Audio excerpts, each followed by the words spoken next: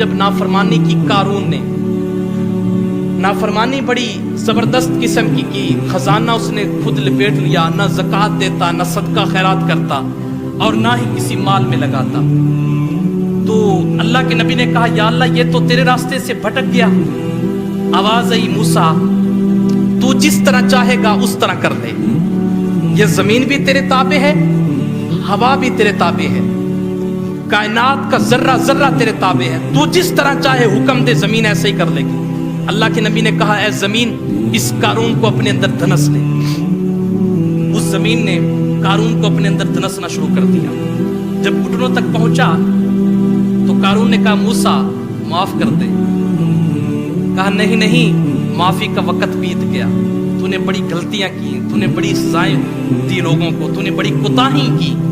کہا نہیں موسیٰ معاف کر دے، خدا کے لیے معاف کر دے۔ کہا نہیں نہیں، وقت بیت گیا، زمین اسے اور اندر دھنس۔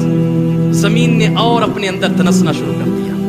جب پیٹ تک پہنچا تو پھر کہتا ہے موسیٰ معاف کر دے، اور مجھے پتہ ہے تو مجھے کیوں نہیں چھوڑ رہا، تاکہ تو میرے خزانے کا مالک بن جائے۔ اللہ کے نبی نے کہا اے زمین اس کے خزانے کو بھی اپنے اندر دھنس لے، اور پھر اس کے خزانے کو بھی اس کے اندر دھنسنا جانے لگا۔ پھر جب گردن تک پہنچا تو کہا موسیٰ معاف کر دینا، معافی مانگ جو رہا ہوں، ساری زندگی تیری تابع داری کروں گا، میں بھٹکوں گا نہیں، تیری نافرمانی نہیں کروں گا۔ رب کی نافرمانی تو بڑی دور کی بات ہے، میں تیری بات مانتا رہوں گا، لیکن معاف تو کر دے۔ لیکن موسیٰ علیہ السلام نے کہا نہیں، اسے اور اندر دھنس۔ وہ سارا کا سارا اندر دھنس دیا گیا، اس کا قصہ ختم ہوا، اس کی کہانی ختم ہوئی۔ جبریل آ گئے، کہا اللہ کے نبی کیا کہتا تھا، کیا کہتا تھا؟ کہا وہ معافی مانگتا تھا۔ کہا معافی نہیں دی؟ کہا کیسے دیتا؟ اس نے کیا کیا ظلم نہیں ہم پہ کیے، اس نے کیا کیا زیادتیاں نہیں ہمارے ساتھ کی؟ کہا اچھا پھر اللہ تعالیٰ کوہ طور پہ بلا رہا۔ جب کوہ طور پہ پہنچے آواز آئی پاک نبی، وہ کیا کہتا تھا؟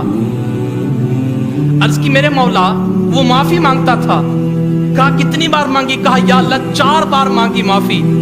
کہا پھر معاف کیوں نہیں کیا؟ کہا مالک کیسے کرتا؟ آواز آئی موسیٰ مجھ سے 1 بار بھی معافی مانگتا، میں اس قارون جیسے بدترین انسان کو معاف کر دیتا۔ مجھ سے مانگ کے تو دیکھ